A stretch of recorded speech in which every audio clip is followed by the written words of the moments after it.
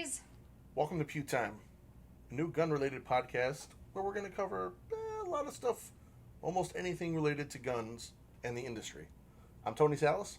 And I'm Jackie Salas.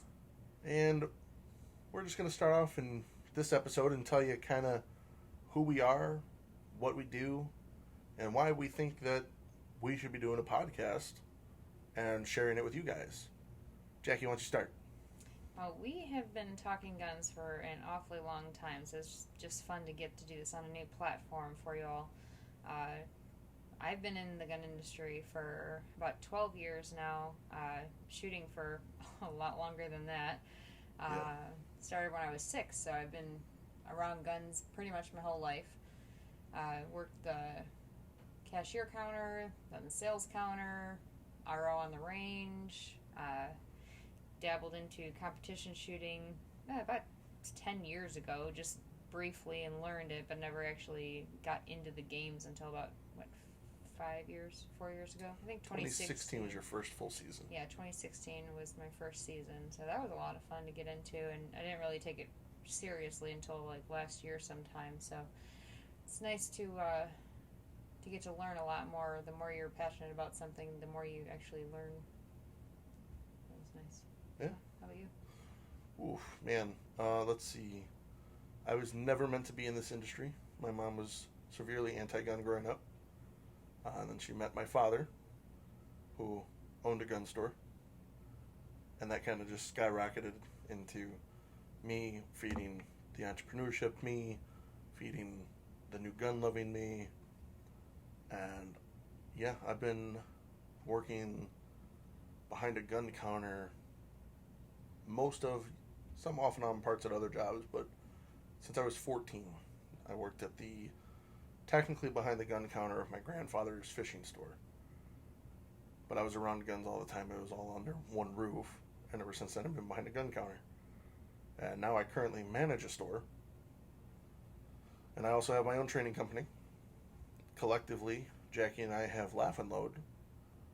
And what else am I missing? Oh, I also compete. Yeah. Quite a bit. I started, it's weird, I really wanted to compete because at my dad's place, they would have weekly shoots, and I wanted to do that because those guys were fast. They were shooting fast. I'm like, this is cool. This is what I want to do. This is the movies brought to life. This is what I wanted.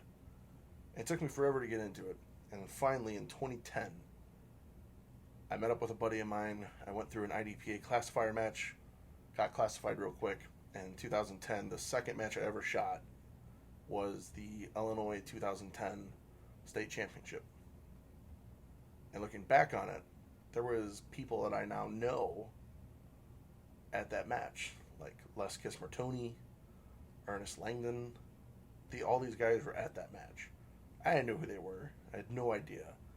I still remember the stages from that match. It cemented what I thought I'd be doing for a while. And then I had some family issues come up, and it made me kind of hate the gun industry. So I went to the car industry, and I started racing. Fast forward, I ended up flipping my car, and yours truly across from me wasn't as excited about flipping a car as I was. And she really wanted to get more into competitive shooting, and she knew I did it before we were together. And that's kind of where it started. And then we started doing that, and that led to competing regularly, and then starting a training company. And then I left my job at that time, started the training company, and I did the training company, and while I was doing stand-up. When I stopped doing stand-up is when I needed a comedic outlet for myself, and that's where I started Laugh and Load. It was just an Instagram page that I could make funny gun memes on, and it was good up until recently, and something changed. I thought it could be more. We started making t-shirts, some pretty good ones, www.laughandload.com, and Jackie and I started talking, and we thought it should mean more. So then we started doing some gun builds, some tutorials, reviews. And now we're going to do a podcast. And we're doing it because the goal for Laugh and Load has changed. It's still a comedic outlet for me. I still get to talk about gun funny stuff. We make funny gun t-shirts and stuff like that. And still make the memes. Yeah, still make memes occasionally.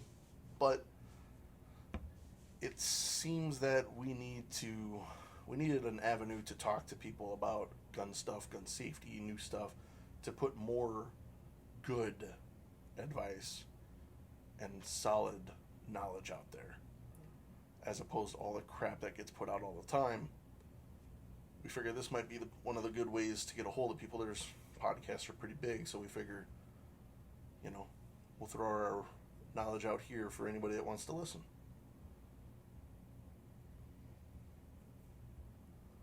She's looking at me. She's a little confused at what to do. So we'll start off. Hey, what did you do this past week that was gun related? Well, a week ago, I went and shot a classifier match. Did a lot of dry firing at home. Reloaded some ammo, which is a whole new endeavor that we've been tinkering with. Yeah, we'll talk about ammo in a second. By the way, for anybody not catching this up to date and is listening to it later on, this is 2020, the year of the ammo shortage. Yeah. So this week in shooting, I did some dry fire. I got the Indiana State match coming up, and so do you. Yes. 2 for weeks. USPSA. I've done a lot of video editing for some reviews, and ordered some parts for the Gersan pistol. That's going to be a fun build. I think it's going to be kind of fun, especially if you're a gamer. So we talked about ammo pricing, or reloading, and most people are going to talk to us about ammo pricing. We hear it every day in shops. She's in a different gun store than I am. She works basically right next to Chicago, and I work about 30 minutes south. The ammo pricing has gotten ridiculous. I mean, the shortage on ammo is crazy right now. 38s, 357s, you can't get a hold of. 9s are rare but attainable. The downside to attainable means you're going to be paying a lot. Almost double they went up by. Well, a lot of people aren't, they're not warranting, or they're not thinking about why stuff's going up, right? So we started taking a look into it, and we hear it all the time, especially because, ironically, Illinois has been leading the charge in background checks for the nation. By leaps and bounds. Yeah. So to give you an idea, all of 2019, the NICS background check, that's the federal background check that gets performed every time you buy a gun, you fill out that long paperwork. That's the background check that they run for you to take the gun. 2019 total for the year was 28,369,750. That's a lot. That's across the whole country. Whole country. For the whole year. Year to date, as far as the end of August, we are at 25,934,334 at the start of September. Yeah. So, needless to say, there's a lot more guns, and a lot more than any other time we've seen it. A lot more new shooters, new gun owners.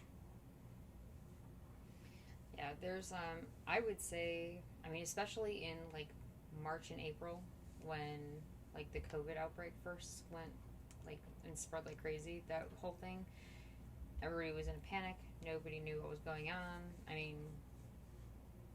Gun shops, the shelves were completely cleared out in the first, 2 weeks, would you estimate? Yeah. It didn't take very long. And gun shops that had a substantial stock were getting cleared out in those first, 2 weeks in March. So by April, things were you were just scraping the bottom of the barrel for whatever guns were available. And now that guns are becoming a little bit more available, not a lot, but a little bit more available, the ammo is gone. Yeah, it's there. So there's a couple rumors. I haven't been able to confirm some of them. Well, I haven't been able to confirm most of them, but I'll share them with you, just your guys, just because they make sense, right? So, during Obama's administration, we cleared out all of our lead smelting plants. So we don't really manufacture lead in the U.S. anymore. If you're keeping tabs, lead is a pretty big component of bullets. Mm-hmm. It's kind of the number one component. There are a few other bullets out there where they're made 100% copper or copper polymer. Most target ammo, if not all, is lead-based. Yes, it's jacketed. The base of it is lead. So that's problem number one. Problem number two, companies that get the components to make the components, like Winchester, they get their stuff overseas. We're not getting anything from overseas right now. And supposedly, Winchester has such an influx in order that they have stopped taking orders for ammo until 2022. Oh my gosh. So, and I can confirm one for sure, Black Hills Ammo has stopped taking orders until 2021. That's pretty big. So, and it's not so much like primers, obviously. If you're a reloader, and we are now, which is weird, we just start reloading, and we get in the groove of it, and we're like, oh my, we're going to be able to practice so much more, we're going to be able to do this, and then it's like, primer shortage. People are trying to sell 1,000 sleeves of primers for $300. When, to give you an idea, if you're not a reloader, it's normally like $35 to $40 for a sleeve of 1,000. So that's a significant increase. America.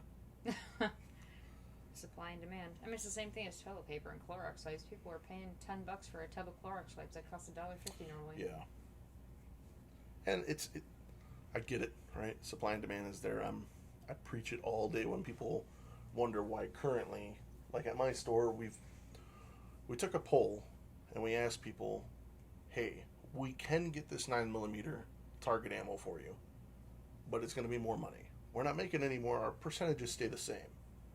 But if you guys want access to 9, this will be the price, and the price is $25.99 a box of 50. And I cannot believe how many people said yes. Yeah, I mean it's roughly double. Right, because it used to be even on the high end, it was like $14.99 a box. Yeah, was norm. Yeah, 4 months ago. Yeah. So, yeah, it's been steadily selling at $25.99 a box, and you brought up something the other day. It's crazy. If you talk to people like us who've been in the industry, or even been shooters, customers, gun owners, $25.99, like, you guys have lost your minds. Yeah. But you talk to a new shooter, and they go, well, it's not that bad. Yeah. Like, I mean, it kind of is, but I'm glad that you're so naive that it doesn't matter. Yeah.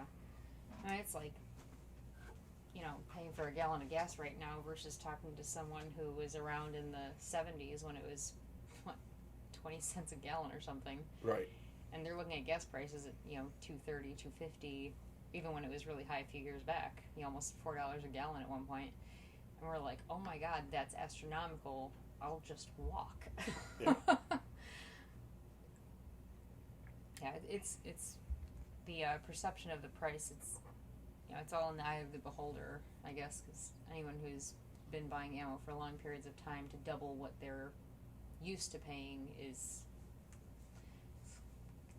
kind of a clincher. Yeah, but that's the other thing. With all the new shooters and they're being used to it, I made a video a while ago for my training company, and I'll just share it here too. It's our job as people in the industry, I don't want to say OGs or veterans of the industry, or even just, previous gun owners before all this happened. It's kind of your duty. You should really take responsibility when it comes to talking to new shooters, making them feel welcomed, making them not feel stupid, and above all, making sure they're safe. They don't know what they don't know. They have no idea, and a lot of them are scared to get training because they're intimidated by it. Yeah, I see that a lot too. I see a lot of new shooters. Well, I mean, you have like opposite ends of the spectrum too. I have some new shooters that come in and they're just thirsty. They just want information. They have lots of questions to ask. They're when can I get into a training course? How much is it going to cost for training? How frequently should I train? Can I practice? Do you guys have passes annually? Can I come every week? Yes, absolutely. The more the merrier. Yeah, if you can find ammo. Yeah, if you can find ammo, right? Well, look how many Look how many new shooter classes I've taught in the past 3 months. Yeah. Probably tons. more in the past 2 years combined. Yeah. I mean, it's just a ton of people. Yeah. And I've taught classes whether they're, just a husband, just a wife, husband and wife, husband, wife, and child. Yeah.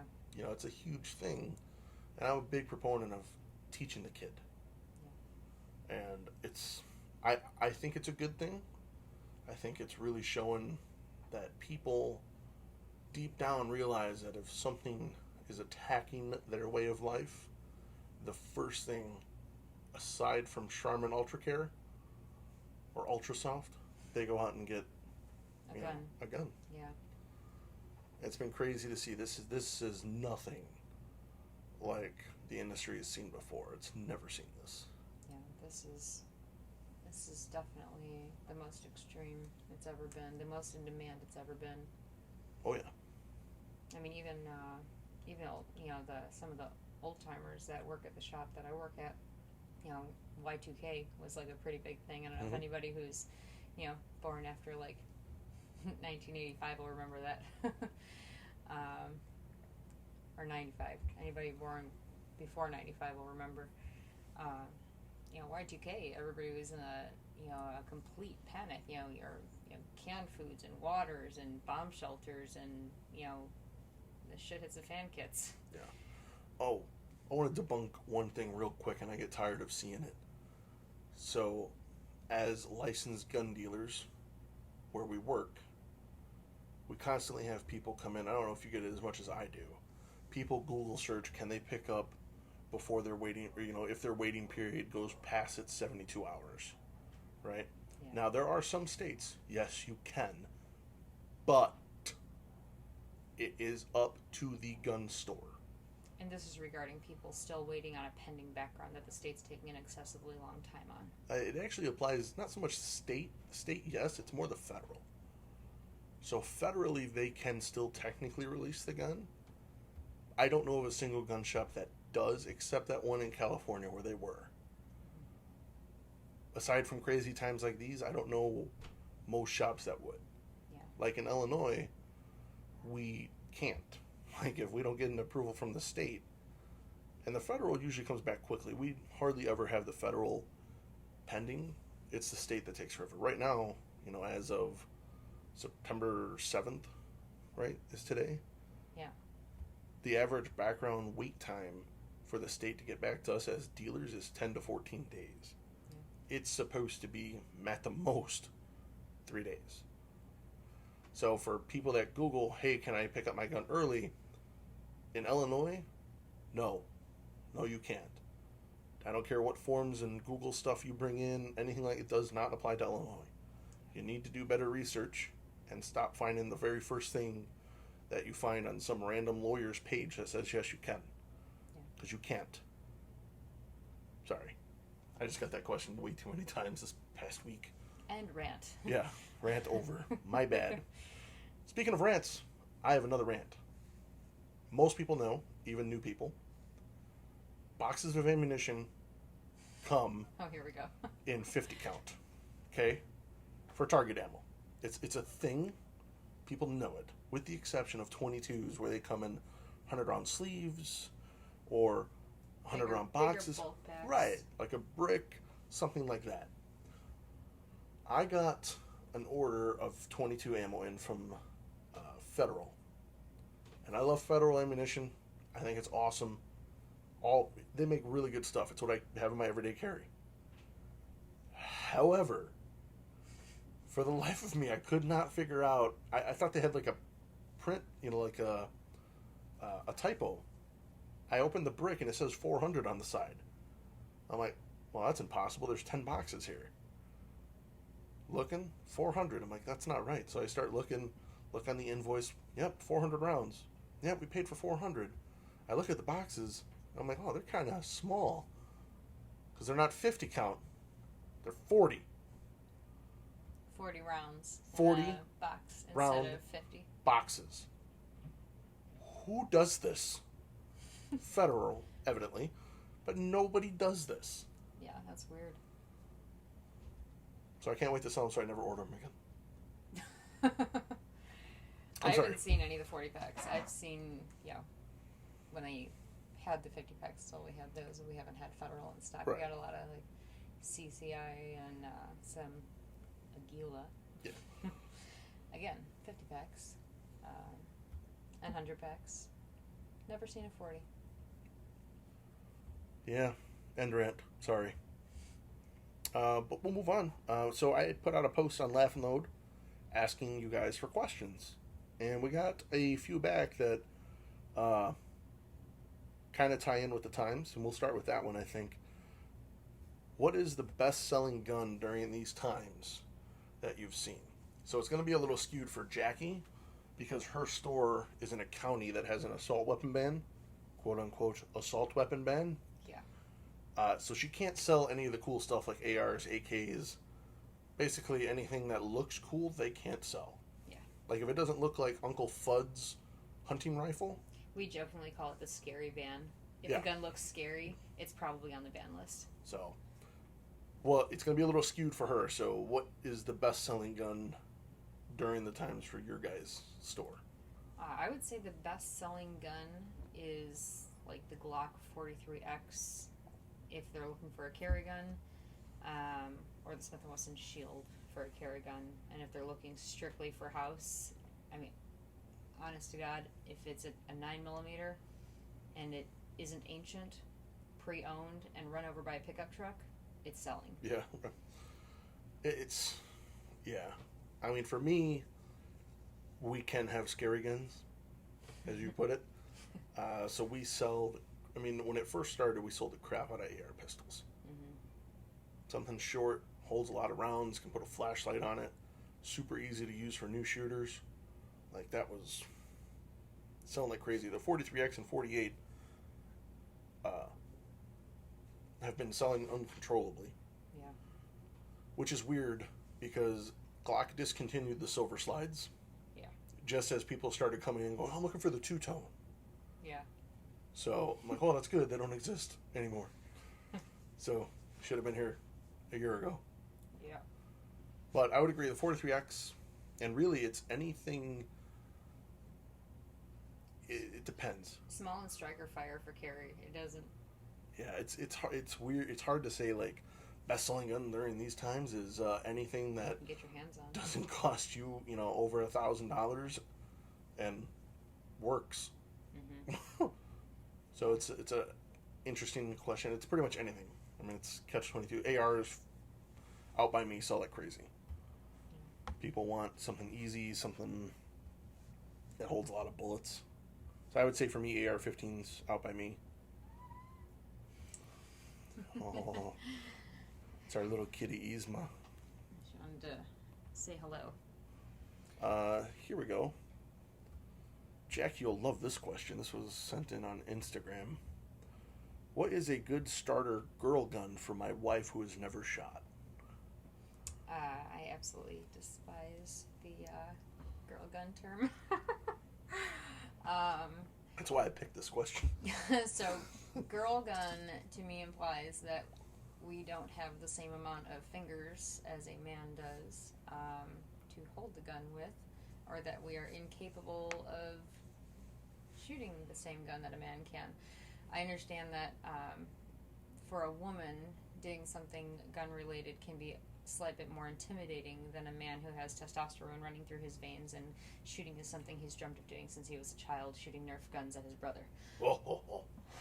But I will say, for anyone, man or woman, looking for a good starter gun, there are a lot of great guns out there, and there are women who are mechanically inclined and men who are not mechanically inclined, meaning that I've handed a revolver and a semi-auto to both male and female, and not everyone can grasp the concept and get down the magazine and the slide, whether it has a safety, what a decock is, what this little button on the back on a 1911 called a grip safety is. There's the simplest thing you can do is get a revolver, but that's not everyone's jam. No, it is not prehistoric. They are reliable. They are very reliable. They are a little wider than semi-autos, so not everybody wants to carry around something that wide in their pants or in their pocket that only holds 5, 6, 7 rounds, depending on what you have. So I would say that anything that you can, get your hands on, work the mechanics on easily. The Smith & Wesson 380 Easy is amazing for someone who doesn't quite have, the arm strength to get that slide rack back on a regular model. The Easy is a really great one. I saw tons of those to first-time shooters who kind of put their nose up at a revolver with the whole prehistoric thinking. How about you? What would you say is to get me off of my rant, because I need help? This is what I tell most people. It is impossible. Like, if I went shopping for a gun for Jackie, only because we've shot together so long, yes, I could pick one out now, but as a general rule, and this is not only significant other advice, this is also gun buying advice. Take them to the range. Find a range that has a rental case and make them part of the selection. If a woman is part of the decision making, it's in their blood, they are happier. Not to mention, you'll be able to get a gun she can actually use and hit something with. If you just buy her a random gun because you think she's going to love it, like a double action revolver because that's what your buddy told you, she's going to find out real quick that 10-pound double action pole is not very easy to shoot accurately. She's not going to like it. It's going to kick more than she thinks it should. So it's not, I can't tell you a gun because I think it's unfair. That's like shoes. You can't go and pick someone out, like the pair of shoes that you think that they're going to be most comfortable in, come home from the store and expect them to like love them and wear them all the time if it's not something they have already been doing. Shoes, guns, cars, same thing. Buying somebody a car and they can't even see over the dashboard in it, kind of a waste of money then. Yeah. Guns I would tell you to look at if it's, an average sized woman where they have small-ish hands. Shield Easy is great. The regular Shield is great. And remember, she can't handle recoil. That's BS. Because if she receives proper training from likely somebody other than you, unless you're very good at shooting, then by all means have at it. But if you learn to properly hold a gun, you can learn to properly handle almost any gun. Yeah. I've had young women, and older women actually, very small, where she collected Desert Eagles and shot them regularly. The 50 cals. Yeah, the 50. Yeah. So I would look at. She was about my height. She was a little shorter. Yeah, I'm 5'2". Yeah, and she was like 5'5" or 5'1". Yeah. So I would say look at the traditional carry guns. 365 is good. A Shield, the Shield EZ. The Hellcat. Yeah, Hellcat's a good one. A lot of people like the Hellcat and the Sig P365. Yep. Now again, if this is for a carry gun, it's for a home gun, get as big of a gun as she is comfortable with. Because you should use everything to your advantage for home protection. More bullets, be able to put a light on it, everything. You can just capacity. Yeah. So there's that one. And then we had another one on Instagram from our buddy Jake. He asked if ported slides and barrels are actually worth it, or do they work? Ported slides, or lightning cuts, as they're called, they do work. You don't need them. It's usually competition shooters that have them. And not to get all sciencey on you, I'm not a math guy or a science guy, but this is just how it works. The lighter something is, the less force it takes to move. And a lot of newer guns are recoil driven for cycling. They're recoil operated. So if you have to move less, you can use a tuned competition load to be able to cycle it, and it'll be a little bit flatter because you're throwing less weight around. The ported barrel, yes, it will work. They work better with a hotter round. So if you're shooting a 9mm, will it work? Technically, yes, it will, because it shoots gases up. It will work better with a hotter round because guess what? It can shoot more gases up. Same thing with compensators. Compensators work better with hot ammo. Are they worth it? That depends. Are they cool? I think they are. They look cool. Yeah, they look great. They're IG worthy. That's the important part. Do it for the gram. All right, guys. That's it for episode 1. We really appreciate you joining us, and looking forward to episode 2. So that's it for us. See you guys. Talk to you later.